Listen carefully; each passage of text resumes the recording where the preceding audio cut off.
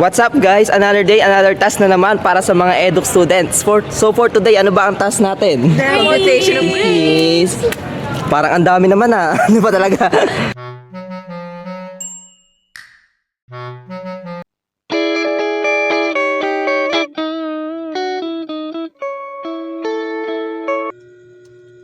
Kagabi nga ay nag-review nga ako dahil may quiz kami bukas. Makikita nyo nga na sobrang stress na ako dyan dahil calculus nga ang subject namin. Mapapakamot ka na nga lang sa ulo dahil sa sobrang hirap. Mapapasabi ka na nga lang talaga na grade is just a number. Dahil sa sobrang makakalimutin ko, bukas yan wala na sa isip yung mga na-review ko.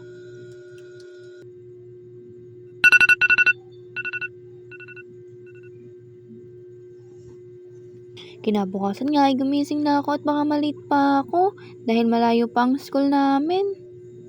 Sobrang antok pa nga ako dyan dahil late na ako natulog kagabi. Nang makagayak na nga ako ay daling-daling na rin akong lumabas ng bahay. Pero ayan nga dahil sa sobrang makakalimutin ko ay naiwan ko pa yung reviewer ko. Sobrang traffic nga at siguradong malilate na talaga ako. Nakalimutan ko na talaga lahat ng nireview ko. Siguro, mag-iimbento lang talaga ako ng sarili kong formula. Naibagsak ko na nga yung quiz namin. Natapos na pala yung quiz namin. Ayan nga, at nalidiscuss na naman si ma'am ng bagong lesson.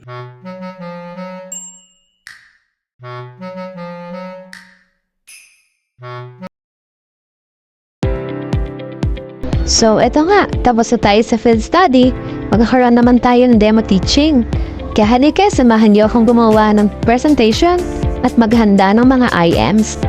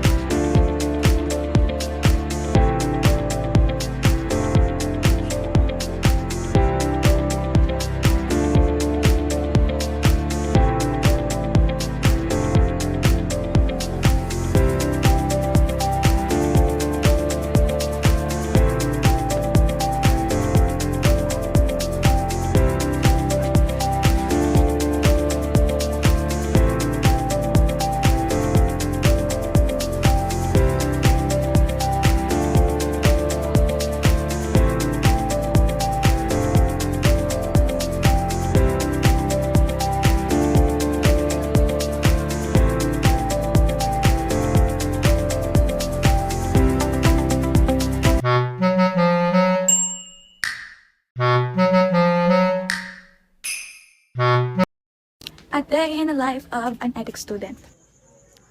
Oh my gosh, I'm so stressed. We have this project for school. We're supposed to compute all the given grades using Excel. But I don't even have a laptop. And to make things worse, I'm completely clueless when it comes to Excel. I'm stuck doing everything manually, and it's taking forever.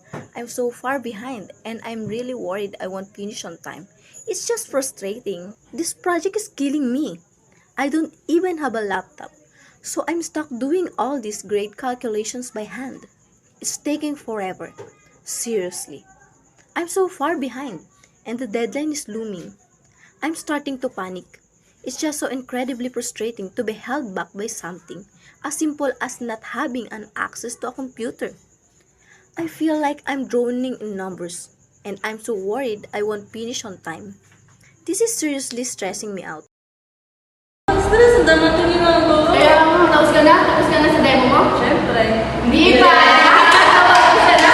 Hindi pa? Paano ba gawin mo na ako na? Kaya mahirap yan. Pwede. Ang gapa dyan lang ako. Cellphone na. Baklas ka ba? Uy, tapos ka na ba? Siyempre, lahat lang yan, basic lang yan, kahit sabay-sabay pa natin yan. Gusto niyo bang malaman kung bakit ma-petex lang ako? Ha? Ano ba problema niyo ha? Sa akin, nahihirapan ako sa quiz. Mababay na ako ako. O bakit ba mababa? Kasi nakakalimutan ko lagi mga nire-review ko na. Napakalayo pa ng bahay namin. Bilang 21st century student, hindi na talaga maiiwasan na magkaroon ng sandamakmak na tasks. Ang daming quizzes, assignments at projects na kailangan isubmit. Kaya naman, sobrang importante ng time management para hindi tayo malunod sa dami ng gawain.